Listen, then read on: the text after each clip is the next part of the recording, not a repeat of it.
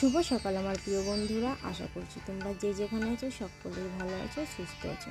উত্তর 24 পরগনা জেলার ছোট্ট একটি গ্রাম থেকে আমি সুপ্রিয়া, আর আমার ব্লগ চ্যানেলে সবাইকে জানাই অনেক অনেক স্বাগত, অনেক অনেক ভালোবাসা।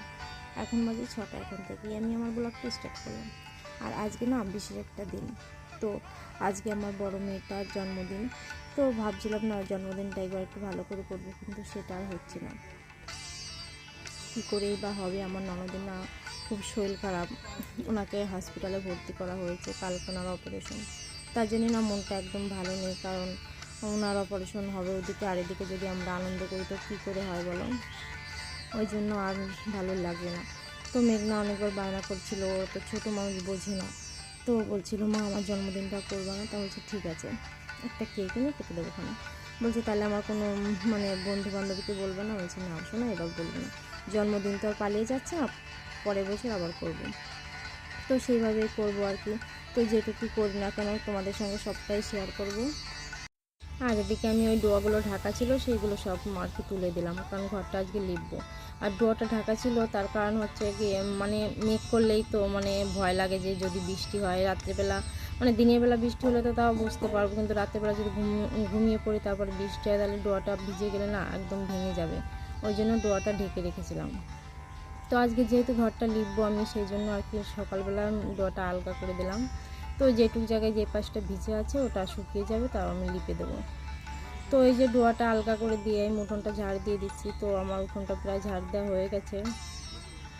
আর হ্যাঁ বন্ধুরা, ভিডিওটি স্কিপ না করে সম্পূর্ণ দেখার অনুরোধ রইল তোমাদের কাছে। তো ওই উঠোনটা বেশি ঝাড় দিতে হচ্ছে না, কারণ ওই পাশটা তো একদম ভিজা, ওখানে নরম রয়েছে, মাটিটা এখনও কাদা। ওই জন্য শুধু এই যে যেটুকু একটু মানে ঢালাই করা আছে বাড়ির সামনেটা, ওইটাই ঝাড় দিচ্ছে। আর এই যে তারপর রাস্তাটা ঝাড় দিয়ে নিলাম। তো রাস্তাটা উঠোনটা ভালো করে ঝাড় দিয়ে তারপরে চলে গেলাম আমি দোরগোড়ায় জল দিতে। দোরগোড়া জলটা দেওয়া হয়ে গেছে আমার। তো তারপরে ভাবছি ঘরটা ঝাড় দিই। তো ঘরের ভিতরটা ঝাড় দেওয়া হয়ে গেছে, আর ঘরটার ভিতরটা ঝাড় দিতে না আমার একটু অনেক টাইম লেগে গেছে, কারণ ওই খাটের তলাটা তো প্রতিদিন ঝাড় দেওয়া হয় না। তো আজকে তো ভাবছি ঘরটা লিখবো, সেই জন্য আমি ওই খাটের তলায় ঢুকেছিলাম আর কি। তো ওই জন্য এতটা নোংরা হয়েছে। তো খাটের তলাটা ঝাড় দেওয়া হয়ে গেছে, ঘরের ভিতরটা হয়ে গেছে, এখন আমি বাইরেটা ঝাড় দিচ্ছি। আর এই মাটির ঘর না প্রত্যেক সপ্তাহে একবার না লিপলে হয় না, প্রত্যেক সপ্তাহে লিপলে তাহলে আর কি এত ধুলো হয় না। আর পাকা ঘর থেকেও তো শান্তি মাটির ঘরে না। তো পাকা ঘর তো তোমার প্রতিদিন না মুছলে হয় না, কিন্তু মাটির ঘরে সপ্তাহে একদিন লিপলেই হয়ে যায়। তো তারপরে লিপে না রাখলে তো আর সুন্দর দেখা যায় না। এই যে যেখানে যেখানে মাটি উঠে গেছে একদম বিশ্রী লাগছে দেখতে, ওই জন্য না ঘরটা সপ্তাহে একবার লিপতেই হয়। তো এই যে আমি ঝাড় দিয়ে এক জায়গায় জড়ো করে রাখছি, তারপরে যেটার উপর দিয়ে নোংরা ফেলি ওটা তো আর বাইরে ফেলতে পারবো না, কারণ উঠোনটা আমি আগেই ঝাড় দিয়ে নিয়েছি। ওই জন্য আর ওটা বাইরে ফেলা যাবে না, বাইরে ফেলে তো আবার বাড়িতে নোংরা হয়ে যাবে। তো আমি ওখানে এক জায়গায় জড়ো করে যেটা করে নোংরা ফেলি ওটাই করকে আর ফেলে তারপরে বাইরে ফেলে দিয়ে আসবো। আর ওই যেটা করে নোংরা ফেলে ওটা না ভেঙে গেছে, ভেঙে গেছে কী করে, ওই দৌড়ের কাছে ছিল, আমার মেয়ে দৌড়ে আসতে গিয়ে পড়ে গেছিলো। তো পড়ে গেলে ওটার ওপর পড়েছিল, তো তো প্লাস্টিকের জিনিস হালকা, তখন ভেঙে গেছে আর কি। তো ঘরটা ঝাড় দেওয়া হয়ে গেছে আমার, এবার যেটা যেখানে ফেলি ওখানে ফেলে দিয়ে আসবো আর কি, গাছের গোড়ায়। তো ঘরটা ঝাড় দিয়ে ওই যে কালকে হাসপাতালে গিয়েছিল, মা গিয়েছিল দেখা করতে। তো তখন যাওয়ার পরে যে স্নান করার পরে যে জামা কাপড়গুলো থাকে ওখানে তো আর ধোয়া যায় না, ধুয়ে দিলে আর কি মেলে দিয়ে ওখানে থাকতে হয় আর কি শুকানোর জন্য। তো উনি আর দেরি করিনি, উনি বাড়ি চলে এসেছিলো। তো বাড়ি আসার পরে ওগুলো ধুয়ে দিয়েছিলাম। তো বিকালবেলা ধোয়া হয়েছে যেহেতু, ওই জন্য আর শুকায়নি সেই জিনিসগুলো। ওই জন্য আমি এই সকালবেলা করে মেলে দিচ্ছি, কারণ একটু পরে তো আবার ওগুলো নিয়ে যাবে। তো ওই যে রাস্তার পাশে একটা দড়ি আছে, ওখানেই আমরা 12 মাস জামা কাপড় মিলি, ওইখানটাতেই মেলে দিচ্ছি। তো জামা কাপড়গুলো মেলে দিয়ে আমি চলে আসলাম হাঁস মুরগিগুলো ছাদ। ওদের না প্রতিদিন সকালবেলা ছাড়তে তেমন অভ্যাস হয়ে গেছে, সকাল হলেই ডাকাডাকি শুরু করে দেয়। আর ওই যে তারপর আমি কালকে কটা ঠান্ডা পাচ্ছিল, ওই ভাতগুলো মুরগিকে দিয়ে দিচ্ছি। আর দিলে বা কী হবে, ওই যে হাঁসগুলো একদম খেতে দেয় না মুরগিগুলো, মানে হাঁসগুলো খেতে আসলে নজর তাড়িয়ে দেয়। তার জন্য ভাবছি মুরগিগুলো খেয়ে যাক, তারপর আমি পরে হাঁসগুলোকে ডেকে খাইয়ে দেবো। তো ওই যে আমাদের বাড়ির সামনে পাশে একটু জল বেঁধেছে, ওইখানটায় হাঁসগুলো দিয়েছে স্নান করতে। তো হাঁসগুলো ছেড়ে মুরগিগুলোকে খেতে দিয়ে তারপর চলে আসলাম আমি থালা বাসন নিয়ে কলপাড়ে। তো থালা বাসনগুলো মেজে তারপর আমি রান্নাটা বসিয়ে দেবো। তো থালা বাসনগুলো ভিজিয়ে রাখলে আর কি তাড়াতাড়ি হয়ে যায়, ওই জন্য আমি কলপাড়ে রেখে ভিজিয়ে দিয়েছিলাম। তো এখন মেজে নিয়েছি থালা বাসনগুলো। তো থালা বাসনগুলো মেজে রান্নাটা বসিয়ে দেবো, কারণ ওখানে তো আমার 10টার মধ্যে পৌঁছাতে হবে, মানে ভাত নিয়ে 10টার মধ্যে না পৌঁছাতে পারলে তো আমার মানে ননদকে আর খেতে পারবে না। ওই জন্য চেষ্টা করব যে 8টার আগে রান্নাটা কমপ্লিট করার। ওই জন্য একটু ব্যস্ত হয়েছি। তারপরে তো আজকে একটু বাড়ি টুকটাক কাজ আছে, যেহেতু মোনার আজকে জন্মদিন, তো করি আর না করি বাড়ির কাজগুলো তো সব কিছু হয়ে গেছে। রান্না খাওয়া দাওয়া মেয়েদের খাইয়ে দিয়েই এখন চলে আসলাম ঘরে। তো আজকে তো আমার বড় মেয়ের বার্থডে, তো এই হচ্ছে আমাদের বার্থডে গার্ল। আর যেহেতু আজকে বার্থডে, তো প্রত্যেক বছরই আমি সব কিছু গুছিয়ে গেছে করি সুন্দর করে। তো এবার না একদম মনটা ভালো লাগছে না, কারণ আমার ননদটা, হ্যাঁ বাবা, হসপিটালে ভর্তি।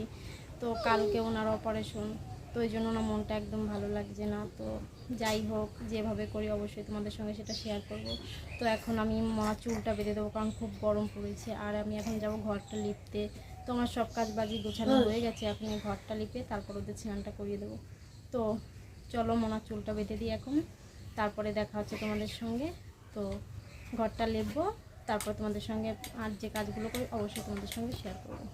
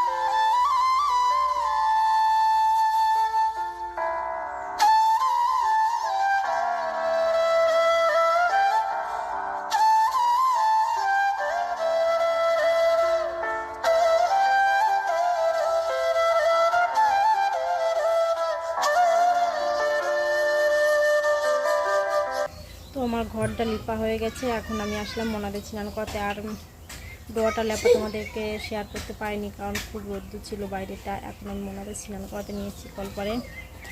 এত রোদ পড়েছে না আজকে, ওই জন্য বাইরের ভিডিওটা করতে পারিনি, কারণ রোদ্দুরে ভালো আসছিল না। এই যে মোনারা এখন স্নান, তো মোনাদের স্নান করে আমি স্নানটা করবো, তারপর তোমাদের সঙ্গে দেখা হচ্ছে। মোনাকে চান করিয়ে নিয়ে ভাতটা খাইয়ে দিচ্ছি, তারপরে ঘুম পাড়িয়ে দিয়ে আমি চান করতে দেবো। দেখো ঘুম পাচ্ছে। তাতে খেয়ে নাও, তারপর ঘুমিয়ে নাও। দিদি দোকানে গেছে।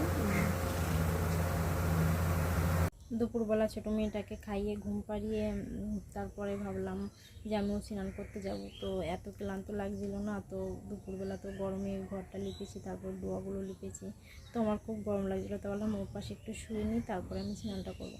তো শোয়ার পরে আমি ঘুমিয়ে পড়েছিলাম। তো ওখানে ঘুম থেকে উঠে দেখি আজ 2:30 বেজে গেছে। তারপর আমি ভাবলাম যে না আর দেরি করা যাবে না, 2:30 বেজে গেছে, স্নান করিনি। তো তারপর ঘুম থেকে উঠে স্নান করে পুজো দিয়ে ভাতকে মনার একটা জামা এনেছিলাম কালকে, জামাটাকে একটু মারতে হবে। তো ভাবলাম আমি জামাটা মেরে নিই।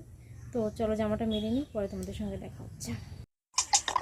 তো মনার জামাটা মেরে সব বিকালবেলার উঠোন ঘর ঝাড় দিয়ে সন্ধ্যাবাতি দিয়ে সমস্ত কাজ সেরে চলে আসলাম আমি রান্নাঘরে।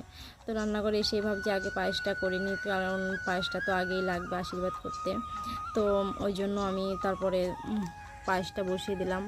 তো ওই যে বিকালবেলা সেই কটা মাঠে গিয়েছিলাম দুব্বো তোলার জন্য। তো দুব্বো ধান সব কিছু আমি আর কি গুছিয়ে রেখেছি। তারপরে ওই যে থালা গ্লাস বাটি চামচ ওগুলো মেজে নিয়ে আসলাম, কারণ পায়েসটা রান্না করে বাড়িতে ঢালতে হবে, ওই জন্য সব কিছু আমি গুছিয়ে নিয়েছি। তারপরে আমি পায়েসটা বসিয়ে দিয়েছি। তো আগেই গরম জল বসিয়ে দিয়েছিলাম, তারপরে চাল দিয়েছি। তো তারপরে তাড়াতাড়ি করে হয়ে যাচ্ছে সব কিছু। আর ওই যে ওই পাশে বড়ো হাঁড়িটায় আমি জল বসিয়ে দিয়েছি, কারণ ওই জলটাই আমি ডালে মাংসতে তারপরে ভাতে দিয়ে দেবো, তাহলে কি হবে যে তাড়াতাড়ি রান্নাটা হয়ে যাবে। ওই জন্য আমি ওতে গরম জল বসিয়ে দিয়েছি। তো বেশি কিছু রান্না করব না, ওই একটু মাংস ডাল আর বেগুন ভাজি আর পায়েস। তো যেটুকুই করি না কেন পুরোটাই তোমাদের সঙ্গে শেয়ার করব।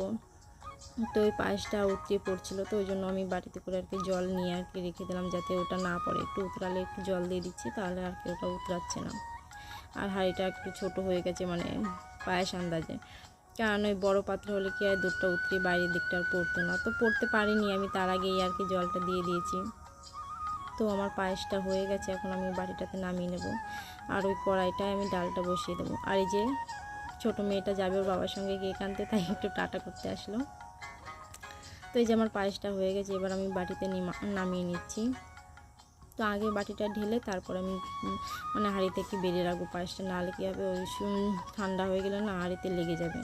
ওই জন্য আমি ভাবলাম একবারে গামলাটা ঢেলে রাখি, তাহলে আর কি ভালো হবে সবাইকে দিতে। নাহলে হাঁড়ি থেকে দিতে গেলে না ওই পায়েসটা যেটা থাকবে সেটা তো নষ্ট হয়ে যাবে। আর গামলায় ঢাললে কী হবে, একটা গামলার থেকে দিলে সবাইকে অন্যটা আর কি তুলে রাখা যাবে। ওই তো আমার 2 গামলা পায়েস হয়েছে আর কি।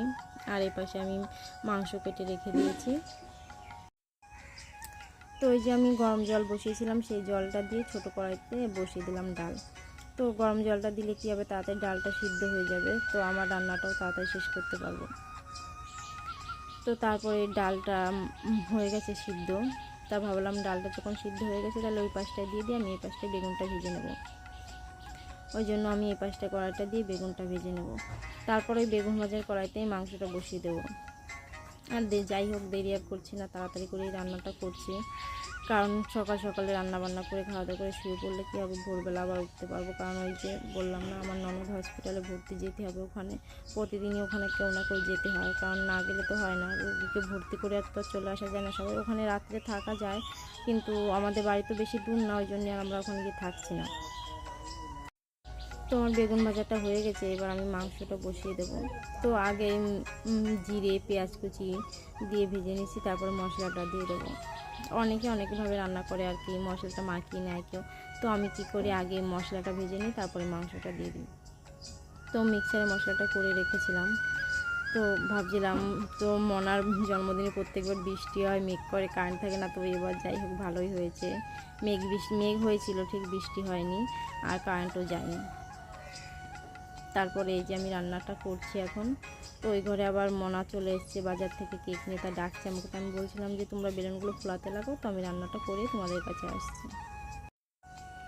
আর এদিকে আমি ভাতটা বসিয়ে দেবো। চালটাও যে আমি ধুয়ে রেখেছিলাম, চালটা আগের থেকে ভিজিয়ে রেখেছি, যাতে ভাতটা তাড়াতাড়ি ভালো করে হয়। আর চালটা ভিজিয়ে রাখলে কি আর ভাতগুলো আমার খুব সুন্দর হয়, ওই জন্য আমি চালটা ভিজিয়ে রাখি। আগে এরকম করতাম না, তো পরে এক দিদি বললো আমাকে যে তুমি আগে চালটা ভিজিয়ে রেখে একদিন রান্না করে দেখো না, সুন্দর হবে।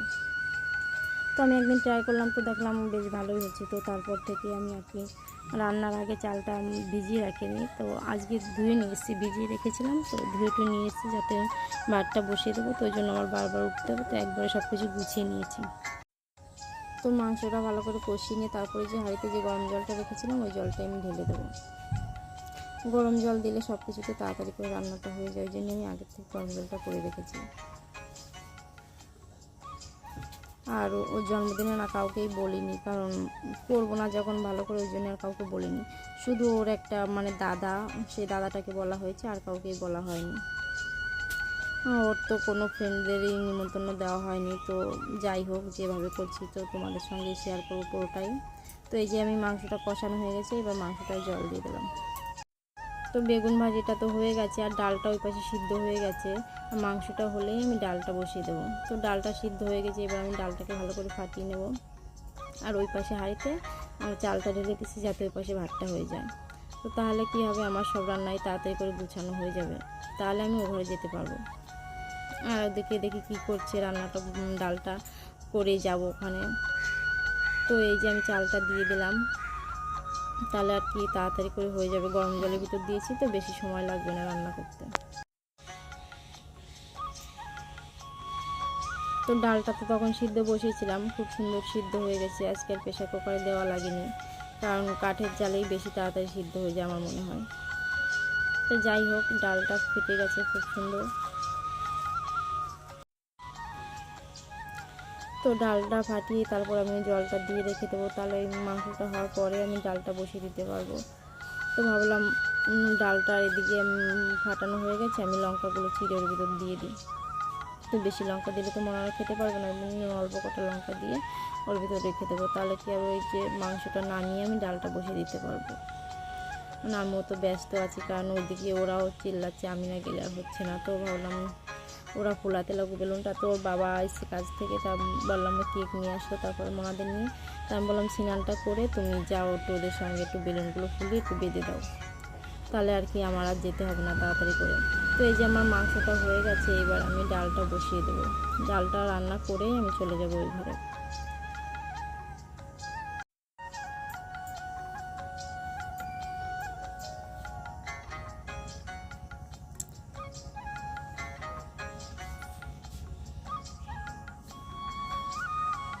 তো তখন ডালটা ফাটিয়ে রেখেছিলাম, তো জল দেওয়া হয়নি, কেমন একটু শুকিয়ে গেছে, ওই জন্য আবার একটু ওর ভিতরে জল দিয়ে আবার ভালো করে একটু ফাটিয়ে নিলাম। আর এই যে আমার কড়াই তেতে গেছে, এবার আমি ডালটা সোমরা দিয়ে দেবো। তো আমি ওই কটা জিরে ভিজিয়ে রেখে দিয়েছি, আর পেঁয়াজ কুচিতে সোমরা দিয়ে দেবো।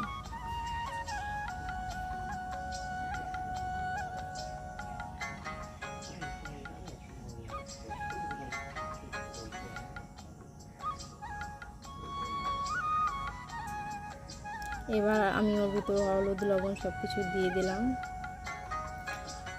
তো দিয়েই একটু পরে একটু জাল উঠলেই হয়ে যাবে, কারণ বেশি সময় লাগবে না ডালটা হতে। ডাল বেশি হতো না, অল্প একটু ডাল তো, আর গরম জল দিয়েছি তো, ওই জন্য একটু তাড়াতাড়ি করে হয়ে যাবে আর কি। আর ওই যে কড়াইতে যেটুকু ডাল লেগেছিলো সেটুকু আমি ধুয়ে দিয়ে দিলাম ওর ভিতরে।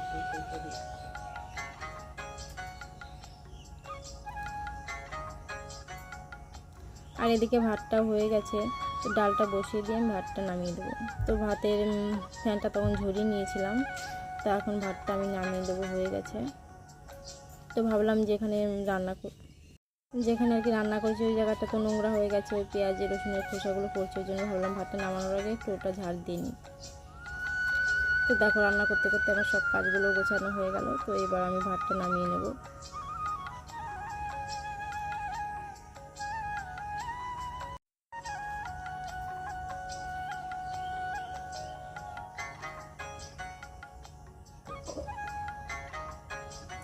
আর ওই যে জিরেগুলো ভেজে রেখেছিলাম, ওই জিরেগুলো আর কি বেটে দিচ্ছি, যেটা দিয়ে আর কি ডাল ফাটিয়েছিলাম ওটা দিয়ে বেটে দিচ্ছি, শিলনোড়া আর ব্যবহার করলাম না, ওটা দিয়ে বেটে দিয়ে দিচ্ছি।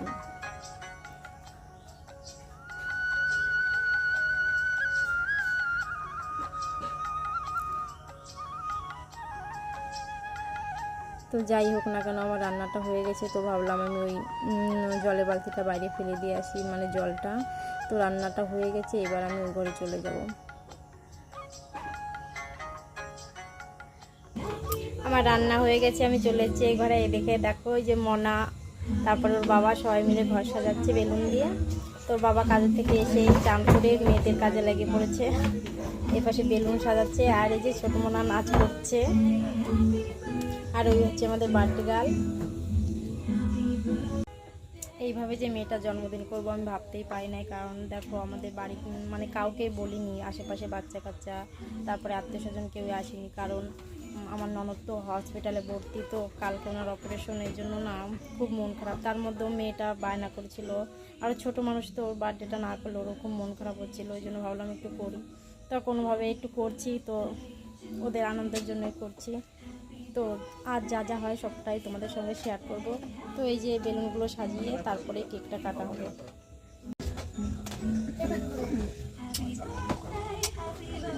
আদর খাচ্ছে বাবার কাছে গিয়ে। না না তাড়াতাড়ি করে ফেলো, কোটা পড়ে যাবো, আসো না।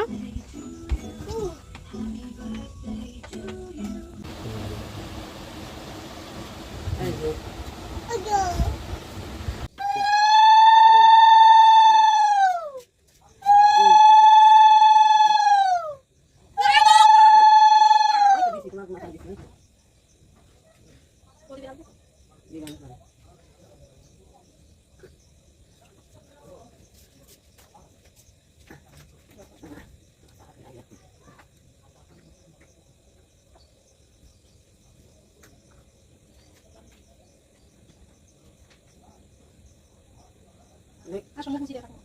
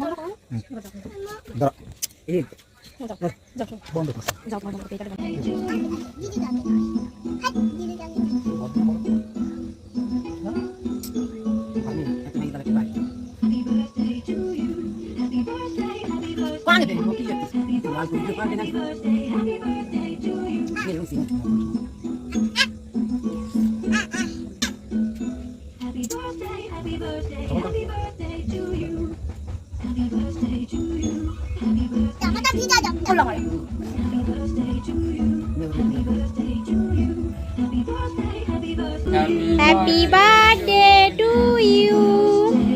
Happy birthday to you.